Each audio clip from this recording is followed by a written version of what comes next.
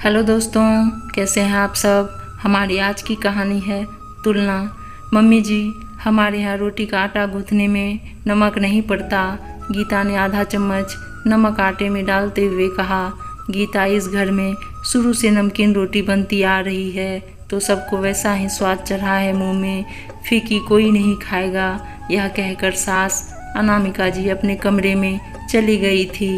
गीता का मायका एक बिजनेस और ख़ानदानी था, जबकि ससुराल में ससुर रिटायर्ड बैंक कर्मी और पति एक कंपनी में काम करते थे।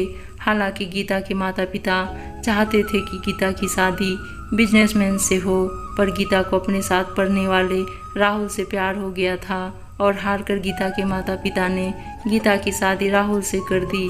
ससुराल में कुछ 5 लोग थे, सास ससुर, पति, एक छोटी ननद और स्वयं गीता। शादी के शुरू का 1 साल तो प्रेम और ख्वाब में बीता, पर धीरे धीरे गीता को दोनों परिवार में जमीन आसमान का अंतर साफ समझ आने लगा। अब हर तीज त्योहार, खान पान, रहन सहन, यहाँ तक कि हर छोटी छोटी बात पर मायके से तुलना करने लगी थी। सास चुप रहती, कहीं कुछ कहा और बात बिगड़े, झगड़ा हो और घर में तानातनी हो, उससे अच्छा थोड़ा चुप और शांत रहा जाए। गीता का तुलनात्मक स्वभाव जस के तस बना हुआ था। मम्मी जी, मैं आज घर जाऊंगी, मम्मी की याद आ रही है। गीता ने पूछा। ठीक है, चली जाओ, पर अगर 2 दिन बाद जाती तो सही रहता, अनामिका जी ने समझाते हुए कहा।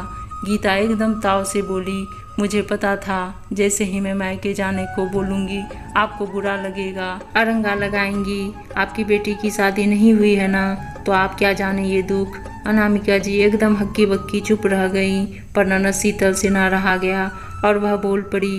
भाभी आप जाइए, किसी ने मना नहीं किया। मम्मी तो इसलिए बोल रही थी कि परसों मेरा आखिरी एग्ज़ाम है और शनिवार भी। आप कुछ दिन आराम से मायके रहिएगा, अभी हड़बड़ी में जाएंगी और आएंगी, अब आपकी जैसी मर्जी।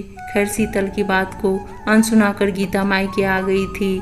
चाय नाश्ता कर गीता बोली, मम्मी आज मेरे पसंद का राजमा चावल बनाना। अपना घर अपना ही होता है। ससुराल में आलू खा खा के परेशान हो गई। सास हर चीज़ में आलू ही आलू डालती है।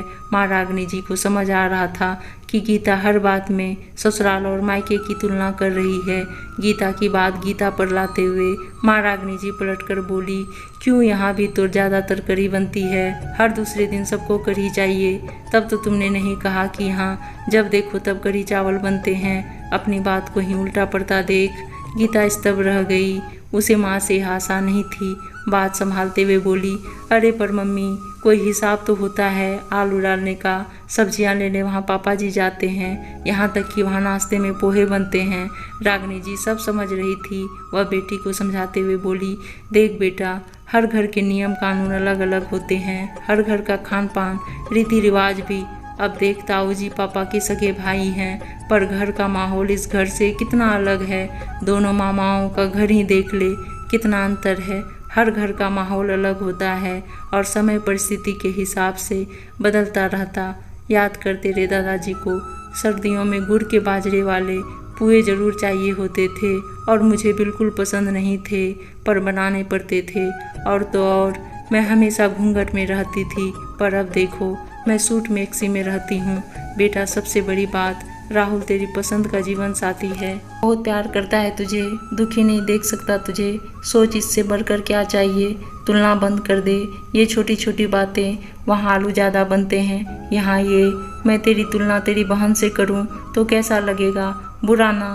मैं ये भी नहीं कह रही तू अपने मन को मार कर जी। नहीं, तेरा मन राजमा चावल का है तो वो भी बना, तेरा मन घूमने का है तो घूम, पर समय और सुविधा के हिसाब से। मुझे लगा आप मुझे समझोगी, पर छोड़ो। गीता मुंह बनाकर उठने लगी।